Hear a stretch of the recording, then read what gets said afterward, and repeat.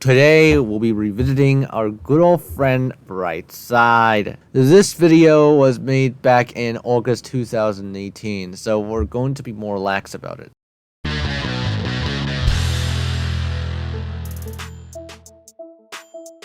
Ten extinct animals we should never revive from the dead. From what I heard of, Brightside back then is better than Brightside now, so I expect a little bit more from this 2018 Brightside video. De-extinction is the process of bringing extinct animals back to life. Yet you're now showing a kraken.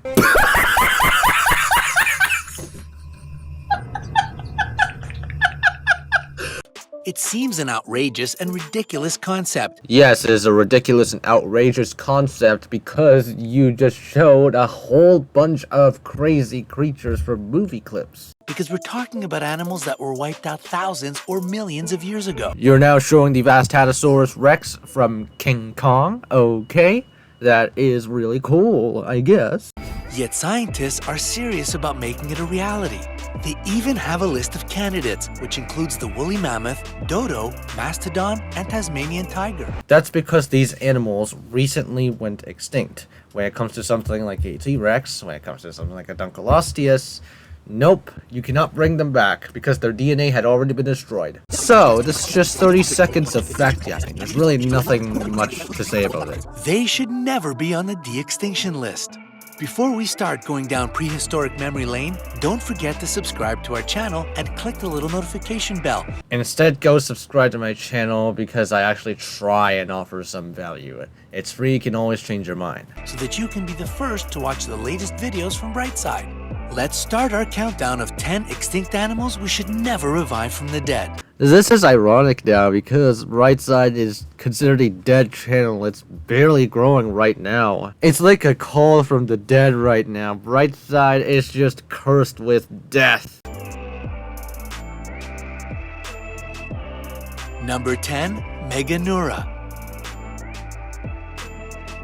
Early dragonflies were not as cute as they are today. Except Meganeura isn't really a dragonfly. It's closely related to dragonflies and damselflies, and that's pretty much all there is.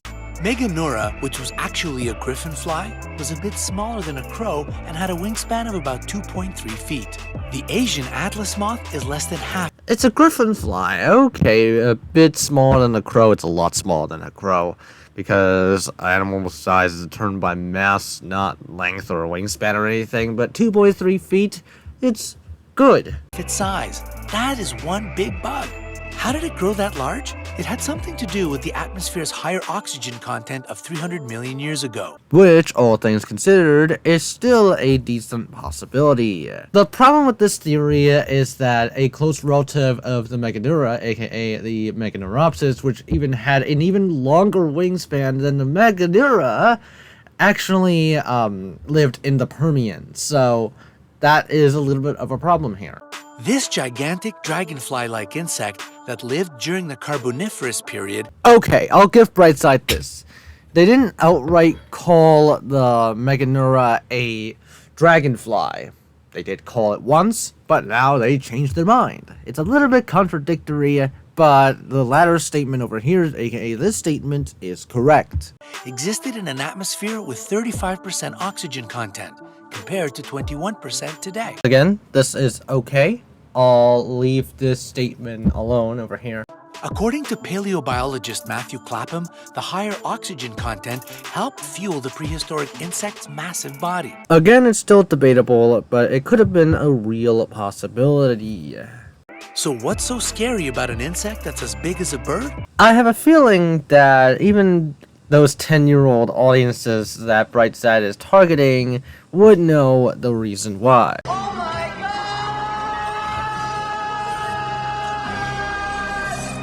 They were carnivores like their cousin dragonflies. Yes, the Meganeura is technically a carnivore, but it doesn't mean that it ate some sort of beef or pork or chicken every single time. A Meganeura's diet consisted of insects, invertebrates, and small amphibians. Number 9. Phoberomys pattersoni. Which, for people who don't know, is basically a gigantic rodent, as you can see here. Guinea pigs are smart and adorable little rodents. However, 8 million years ago, you would never have considered bringing them home with you as pets. And you just showed what looks to be an Arthropleura, Meganeura, and a bunch of others in the Carboniferous. Phoberomys pattersoni, also known as Guineazilla,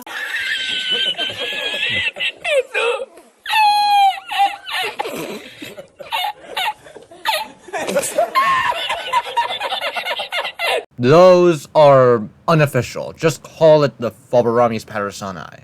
weighed 1,500 pounds and was 4.9 feet tall. Nothing wrong with that, but it's outdated now.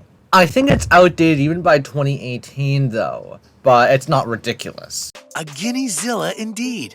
Phoberomys pattersoni looked like a buffalo from afar. What? Bro, what are you talking about, man?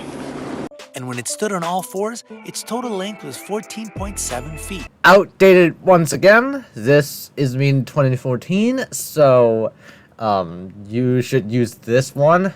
2014 is kind of outdated for 2020, but 2018 it's still okay.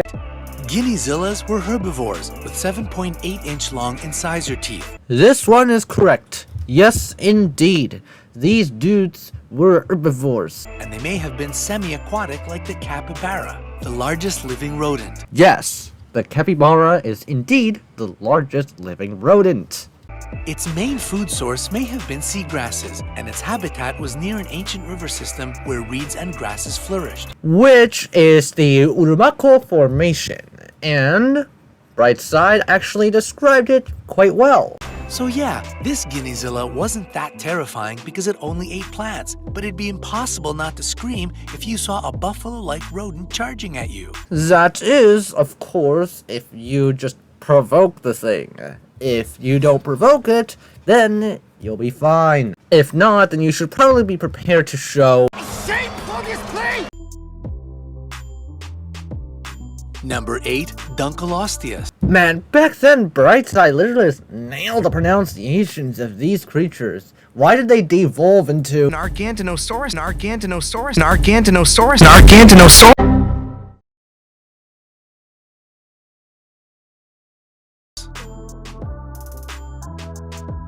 This was an armor-plated fish that ate its own kind. Yet, you're now just showing a tank. I have no words. Nothing. In short, a prehistoric cannibal. Doesn't mean it had sharp jaws like that. The Dunkleosteus, in fact, didn't have any teeth. Dunkleosteus was not a part of the shark family, Okay, correct, but I think that 99% of the people know about that. but was an arthropod.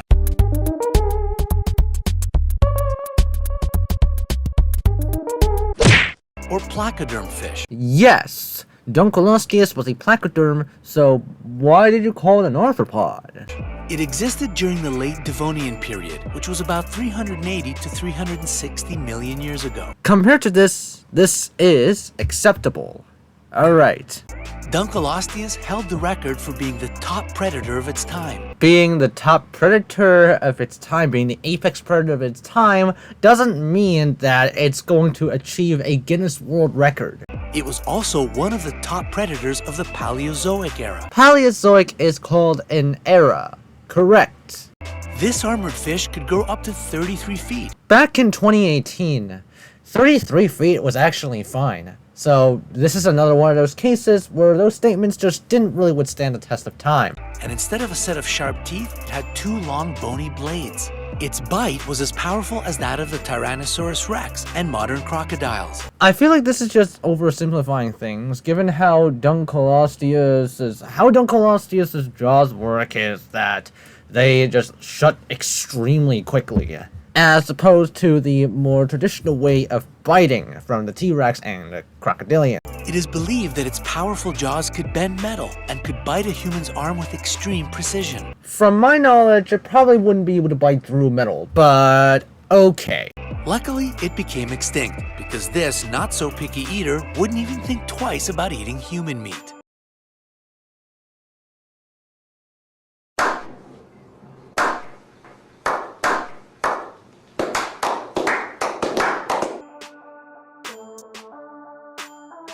Number 7. Helicoprion.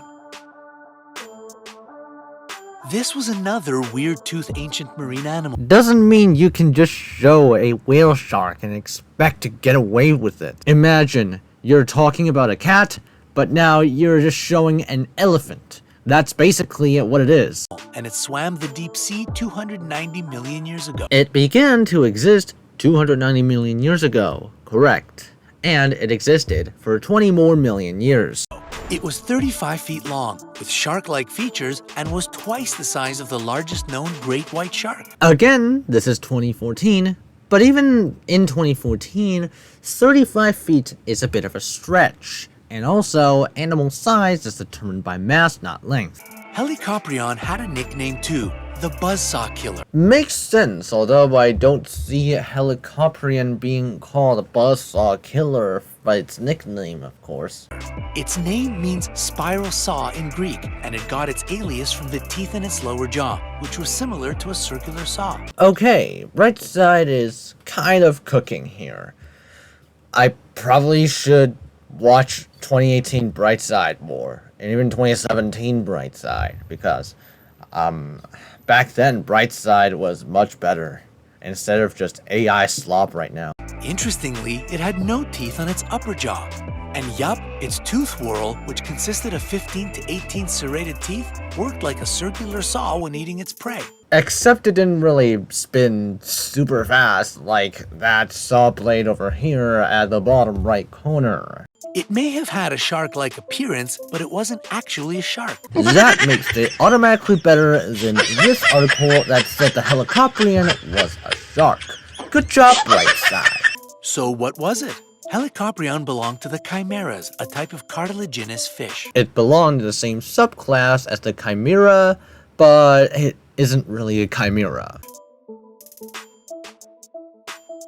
Number 6. Deinosuchus. Okay, Deinosuchus, I'll leave that alone, but I personally call it the Deinosuchus, like the Deinonychus, Deinocheirus. This prehistoric crocodile... Wrong. Deinosuchus is actually more closely related to alligators. It's an alligatoid, not an alligator. And certainly not a crocodile. ...was an opportunistic apex predator that lived during the late Cretaceous period, about 82 million years ago. Which is acceptable. This is okay. It was related to the alligator and could grow up to 39 feet long. I don't doubt this. It's within the range of acceptable gigantism. Deinosuchus had a bulky and massive body, but that didn't make it less agile compared to modern alligators. This giant crocodile... You're calling it an alligator, and now you're calling it a crocodile once again, which is just incredibly and utterly sad. ...whose name means terrible crocodile, preferred estuaries as its habitat and attacked like an alligator. They preyed on sea turtles and dinosaurs. You know, especially on that dinosaur part, Deinosuchus can definitely take on a lot of creatures, like a lot of non-avian dinosaurs of the same size class. Yup, you heard that right. This terrible croc could take down dinosaurs its own size. Just because Deinosuchus' name means terrible crocodile doesn't mean that it is a crocodile. And that's based on evidence found from fossils of T-Rex's relatives, namely the Albertosaurus and Appalachiosaurus. But they only coexisted in the Tar Heel/Coachman formations. This means that the Deinosuchus had a powerful jaw that could crush the shells of turtles and strength that could defeat other predators. You know, there's a reason why Deinosuchus had to evolve ridiculously powerful bites just to make their hunts successful, just to hunt their prey. Number 5. Gigantopithecus. Bigfoot was around during the Pleistocene epoch. What the fucking fuck? That is not okay! Why don't you show a gigantic orangutan instead of King Kong, which is a giant gorilla? You know, it would have been so much better that way. Obviously, it would still be absolutely inaccurate, but at least it shows something that is more closely related to the Gigantopithecus. about 2.6 million to 11,700 years ago. It lived around 2 million to 300,000 years ago. King Kong was literally plucked into the wrong place at the wrong time. Gigantopithecus, which translates to big ape, was a relative of orangutans. Which is correct, so I have no idea why you decided to just show a gorilla instead. This big ape walked in a quadrupedal stance on all fours and inhabited tropical forests in Asia. Correct again. Ignoring that King Kong segment, this is turning out quite good.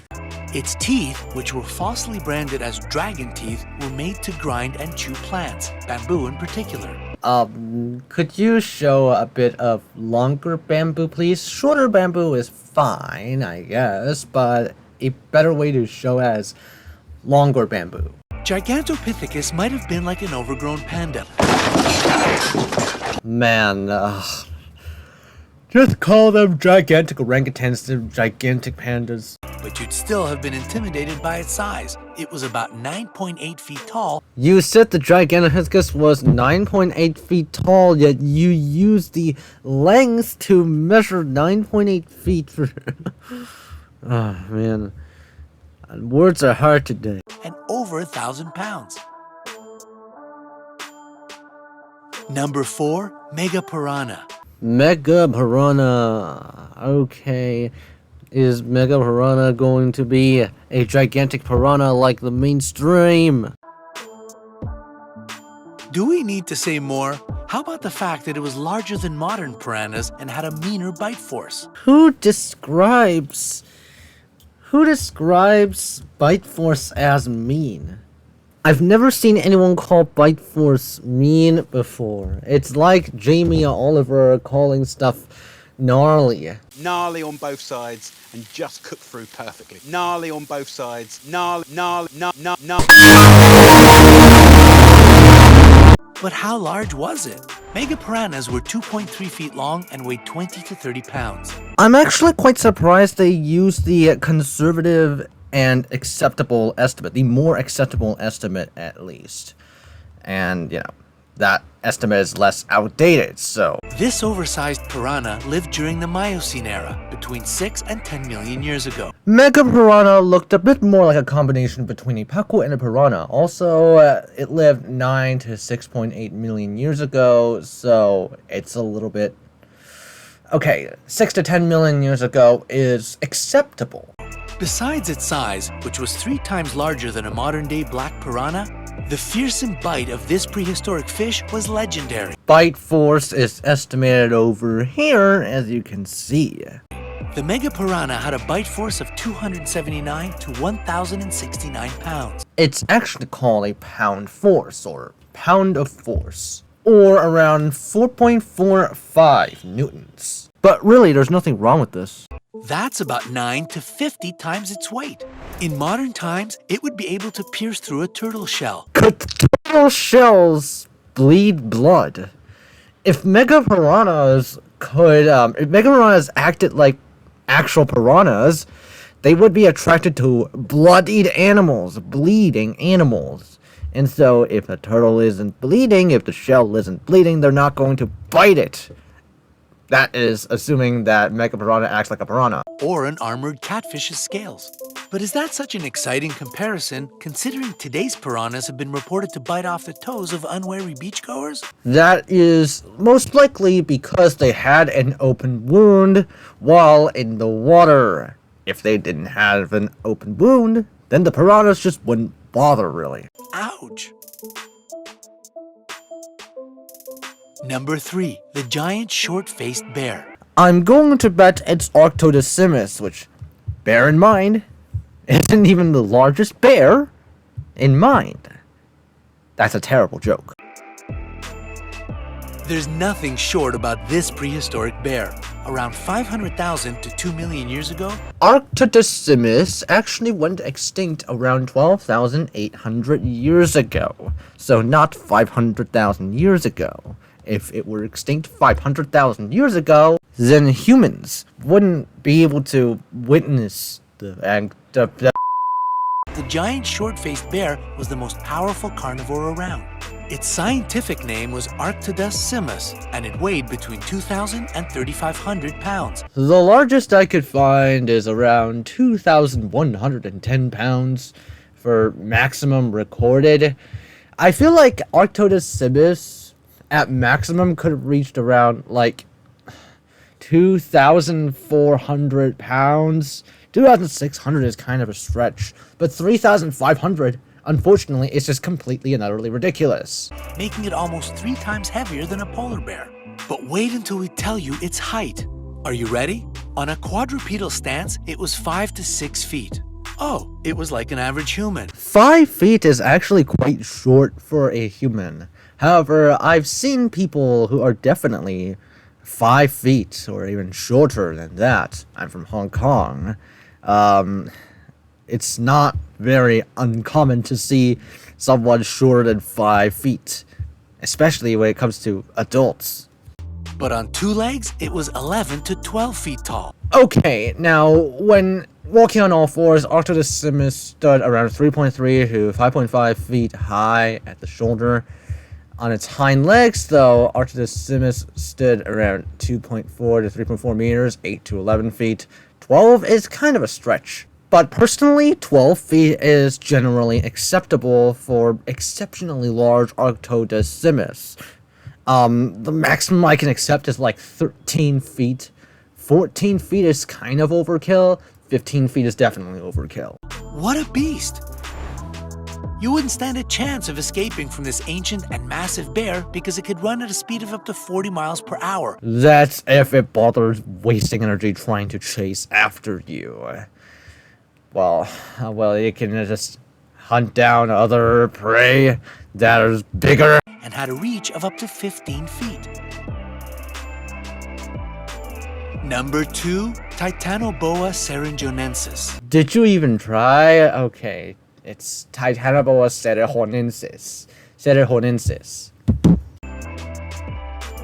This was the king of all serpents, and it lived during the Paleocene epoch about 66 to 56 million years ago. Titanoboa lived 66 million years ago.